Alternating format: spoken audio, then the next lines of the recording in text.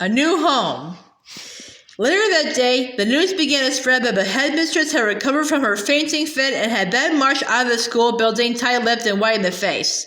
The next morning, she did not turn up at school. At lunchtime, Mr. Trilby, the deputy head, telephoned her house to inquire if she was feeling unwell. There was no answer to the phone. When school was over, Mr. Trilby decided to investigate further, so he walked to the house where Miss Trunchbull lived on the edge of the village, the lovely small red brick Georgian building known as the Red House, tucked away in the woods behind the hills. He rang the bell. No answer. He knocked loudly. No answer. He called out, "Is anybody at home?" No answer. He tried the door and, to his surprise, found it unlocked. He went in. The house was silent and there was no one in it, and yet all the furniture was still in place. Mr. Trilby went upstairs to the main bedroom. Here also everything seemed to be normal until he started opening drawers and looking into cupboards. There were no clothes or underclothes or shoes anywhere. They had all gone.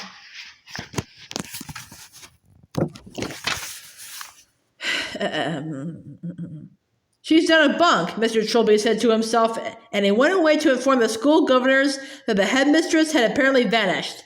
On the second morning, Miss Honey received by registered post a letter from local solicitors informing her that the last will and testament of her late father, Dr. Honey, had suddenly and mysteriously turned up. This document revealed that ever since her father's death, Miss Honey had in fact been the rightful owner of a property on the edge of the village known as the Red House, which until recently had been occupied by a Miss Agatha Trunchbull.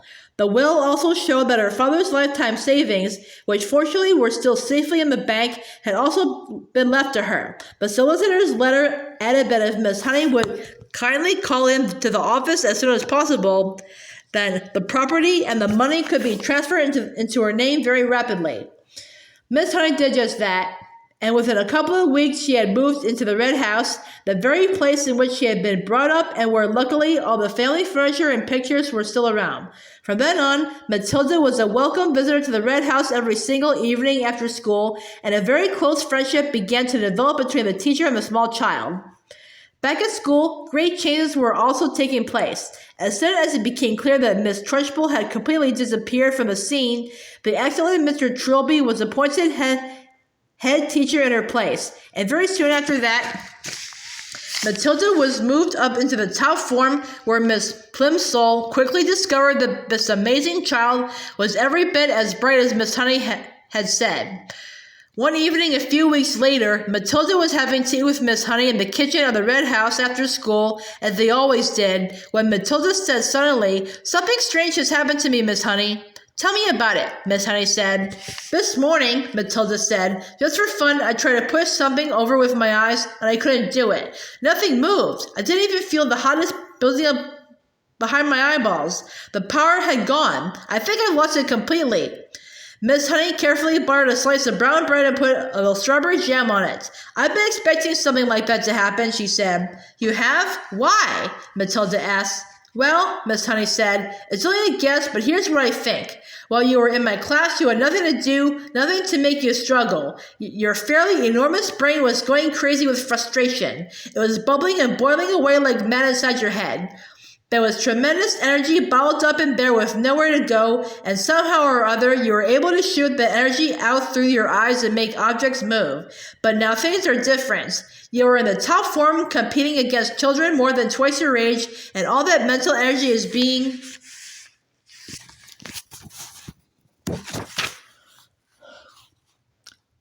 used up in class. Your brain is for the first time having to struggle and strive and keep really busy, which is great. That's only a theory, mind you, and it may be a silly one, but I don't think it's far off the mark." "I'm glad it's happened," Matilda said. "I wouldn't want to go through life as a miracle worker." "You've done enough," Miss Honey said. "I can still hardly believe you made all this happen for me."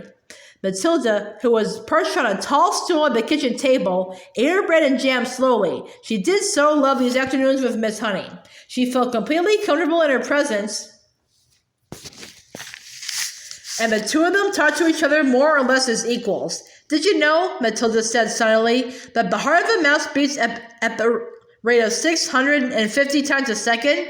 I did not, Miss Honey said, smiling. How absolutely fascinating. Where did you read that? In a book from the library, Matilda said, and that means it goes so fast you can't even hear the separate beats. It must sound just like a buzz. It must, Miss Honey said. And how fast do you think a hedgehog's heart beats? Matilda asked. Tell me, Miss Honey said, smiling again.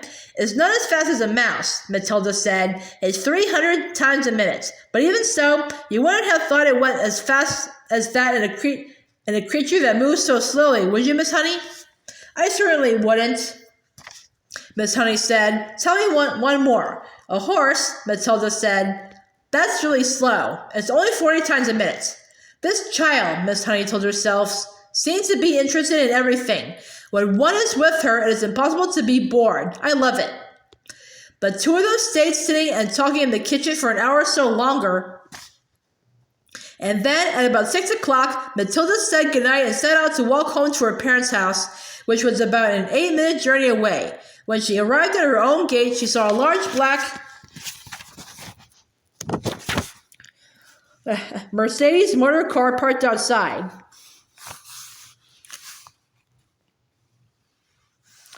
She didn't take too much notice of that. There were often strange cars parked outside her father's place.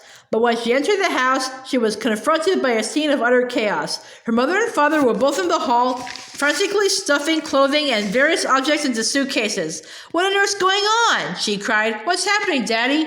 We're off, Mr. Wormwood said, now looking up. We're leaving for the airport in half an hour, so you better get packed. Your brother's upstairs all ready to go. Get a move on, girl. Get going. Off? Matilda cried out. Where to? Spain, the father said. It's a better climate than this lousy country. Spain? Matilda cried. I don't want to go to Spain. I love it here, and I love my school. Just do as you're told and stop arguing, the father snapped. I've got enough troubles without messing about with you. But Daddy, Matilda began. Shut up, the father shouted. We're leaving in 30 minutes. I'm not missing that plane.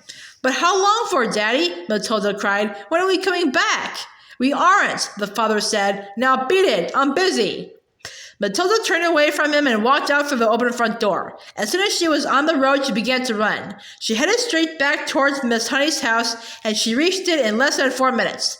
She flew up the drive, and suddenly she saw Miss Honey in the front garden, standing in the middle of a bed of roses doing something with a pair of clippers. Miss Honey had heard the sound of Matilda's feet racing over the gravel, and now she straightened up and turned and stepped out of the rose bed as the child came running up.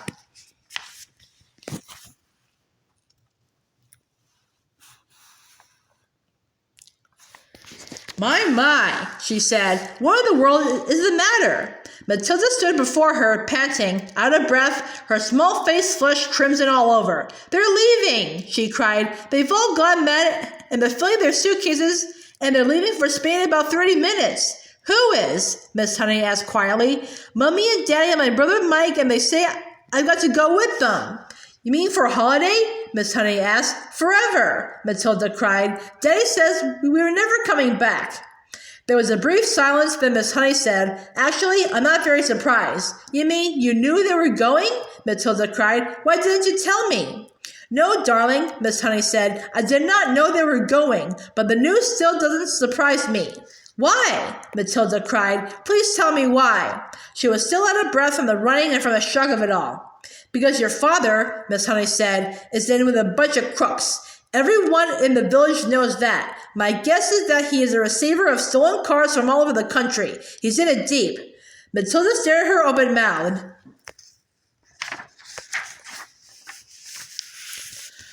Miss Honey went on. People brought stolen cars to your father's workshop where he changed the number plates and sprayed the bodies a different color and all the rest of it. And now somebody's probably tipped him off that the police are onto him, and he's doing what they all do, running off to Spain where they can't get him. He'll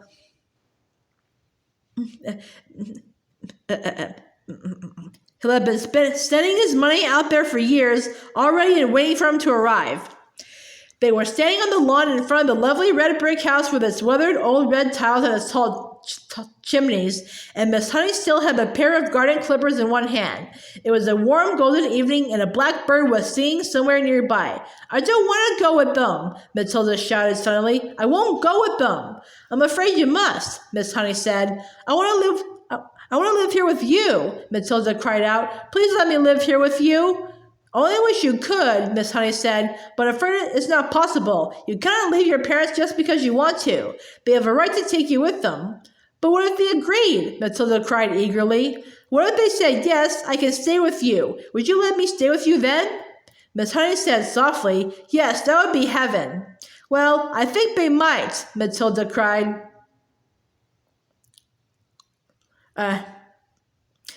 I honestly think they might. They don't actually care tuppence about me. Not so fast, Miss Honey said. We've got to be fast, Matilda cried. They're leaving any moment. Come on, she shouted, grasping Miss Honey's hand.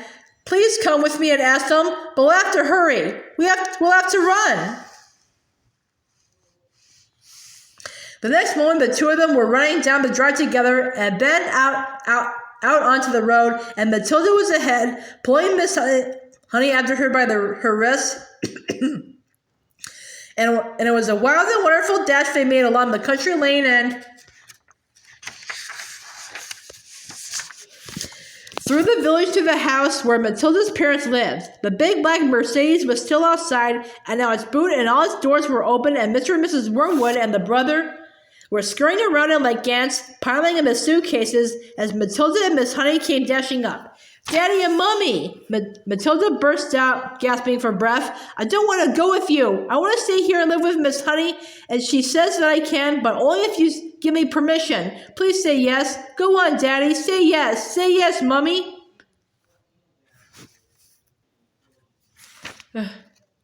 The father turned and looked at Miss Honey. You're that teacher woman who once came here to see me, aren't you? He said. Then he went back to stowing the suitcases into the car.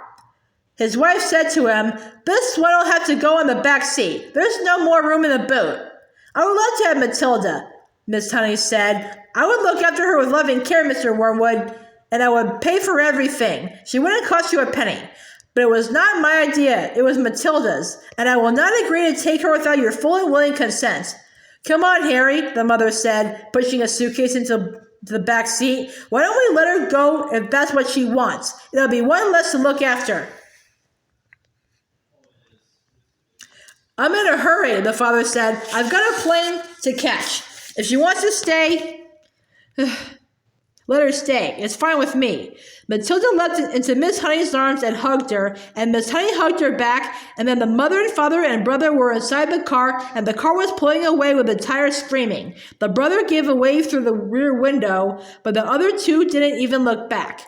Miss Honey was still hugging the tiny girl in her arms, and neither of them said a word as they stood there watching the big black car tearing around the corner at the end of the road and disappearing forever into the distance.